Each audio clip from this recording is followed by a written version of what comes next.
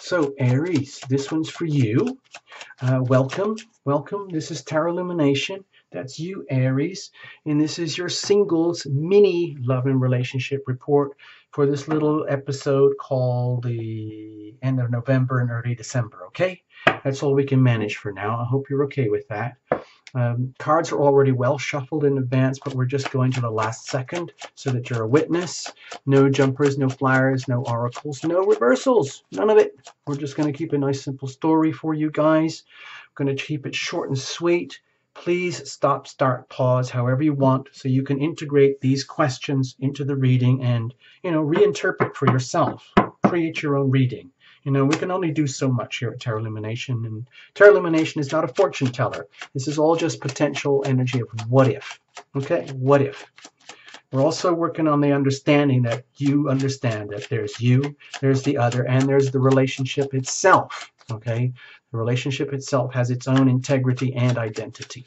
We're going to make the best of it. All right, let's have a look. Let's have a look. Cards are well shuffled. Here we go. Let's see now. Let's see. Whoa. Big one. Did a big one there. Really trying to break up the cards, because sometimes in these reports we get an awful lot of synchrodipity, where cards repeat and energy and themes repeat. So I try to clear it as much as possible. Here would be your energy that you're radiating, pulsing, pulsing, pulsing, just like an antenna, and attracting, attracting, attracting. Who would you be attracting? What kind of energy? And this would be the relationship, should such a relationship occur. And this would be the prospects. Where would this be going? What's the energy, the momentum? And under here is the energy of, I think of circumstantial surrounding things. It's not you, it's not them, it's not anything. It's just like the weather. And you're going to make the best of it, okay? So you have the Wheel of Fortune, Aries. So it might feel as though you're getting swept along by fate. Boof, puff, wow. So nothing wrong with that. It's just because it's a major arcana. So sometimes it feels as like the energy is bigger than us.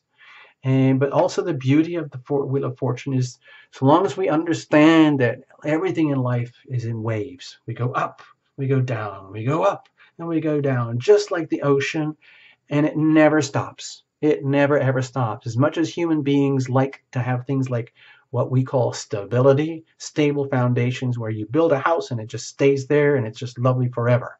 It doesn't work like that. Houses, businesses, corporations, countries, cities, relationships need maintenance, constant, permanent, ongoing maintenance. Okay? Let's have a look at you. What's going on, Aries? Whoa. Whoa. Bam-o. So you're really in the vortex, okay, Aries, one way or another. And my guess is, this is something to do with the Jupiter and Scorpio vortex energy right now. It's very strong. It's very big. Jupiter is in Scorpio, and right now we've got, I think, Sun and Venus and Mercury maybe, and we've got the new moon coming up at the end of November. So that's going to have several weeks play out into December. We just had a full moon Taurus. So anyway, so what can I tell you here? I mean, it's kind of a big deal. This is in your 8th house, okay, Aries? All this Scorpio stuff is happening in your 8th house, where it's like, okay, there's 3rd house, friends and families and, buddies. And then there's 5th house, love, romance. To take it to the next level, there's the 7th house. There's your, let's make this happen, baby. Let's put a ring on it. Let's call this a marriage. Declare this in public. And then, oh gosh, what do you do now? Now you're together. Now it's official. Then you have to go deep in what happens inside the relationship, inside the marriage, inside of the two parties. It becomes a really big deal. We're dealing with maximum levels of intimacy. It's the places where a lot of people don't want to go. They want everything to be just right. They want, give me the car, give me the relationship. I want the house, I want the money, I want the kids, I want the wardrobe, I want the vacations, I want the career, I want the stability, I want the retirement plan, I want to look good, I want to feel good, all of that. I don't want to have to go deep into the deep soul depths. That's for movies.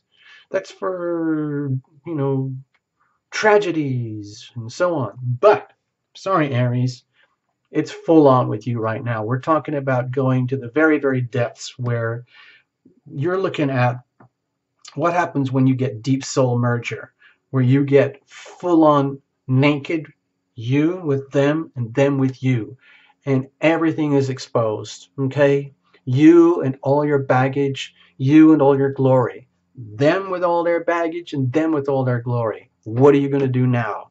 That's a big, big decision. Okay, so anyway, what are we attracting? What if? Okay. Well, you're attracting someone who might be just barely coping with all of this because, yeah, it might be wonderful for you, Aries, you might be thinking, this is actually what I want. This is what I've been wanting for a long time. I want the big thing. I want the real thing. I'm brave enough. I'm courageous enough to go there. I need someone who's brave and courageous enough to go there with me. And you might be attracting that. And they are there, and they might be hovering around or in the horizon or like floating around in the let's say, circumstantial, and it might feel, again, very, very fated. But who is this, or who could this be?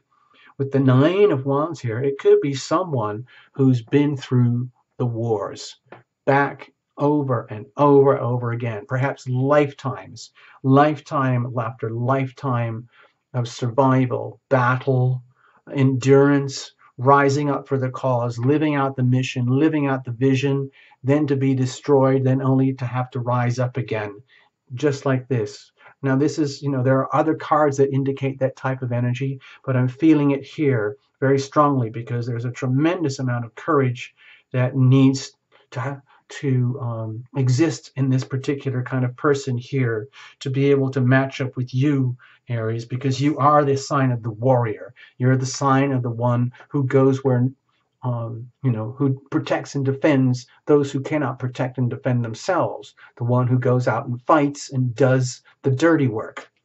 And so you know what it's like to be there right in the front lines of life, okay? And so, you would probably attract someone, who has like an equal vibe in such a way that they've been through the wars as well. They know what it's like to go through the wars.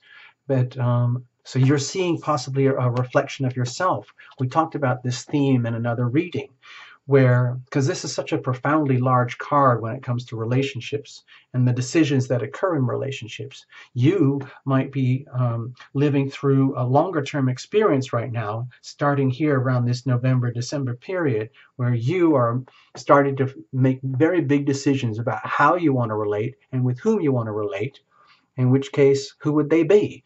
Who would show up? And sometimes we get an exact reflection of ourselves, but it's a mirror reflection. In other words, it's not a replica of you. You might think you're awesome, and all I want to do is have another version of me, like in my own awesomeness, and just project out there what you want for you, and then just have it come back to you. In other words, oh, I get the perfect car, house, husband, wife, child, daughter, relationship, family, all of that, blah, blah, blah. But instead, you get another, like a rendition of yourself where you realize, wow, whew, wow, you've really been through the wars, haven't you? And they kind of go, yeah, I can see that you have too, but you seem to have come out the other side pretty good. I'm still in it. I'm still pretty beat up. In fact, I'm really beat up, if you don't mind. I don't mind telling you, it's been really, really, really rough. I don't know how much longer I can handle it, but I'm doing it. And then you say, you know what? I have a lot of respect for you because you've been through hell and back and you're still standing. That's pretty awesome. And then they go, okay, well, that's inspiring because I can see that you have already come out the other side and you're doing just splendidly, making big decisions about how to proceed. So, yeah, I could dig you, but, I got to get through all of this stuff first, if you don't mind. And you go, that's okay. I'm patient. I can make decisions. We got some time to figure this out. We got the whole Jupiter and Scorpio thing going on. So I understand what you're dealing with. Okay. So they go, okay. Now, Aries, this is just potential. Okay. I'm just trying to paint a picture here, tell a story. So someone who is deeply embattled, but they're handling it. It's just that it's a really tough time for them right now, but they're handling it. So where does that put the relationship itself? Okay, it might be what you deserve. Okay, I was given a really shrewd piece of advice a while ago from one of the Tarot Illumination viewers. They commented that from their perspective, in certain readings, that this card can indicate um, going back and going out and getting what is truly yours after it had been stolen or taken away from you. So I understand that. So what can happen is that my feeling for you, Aries, is that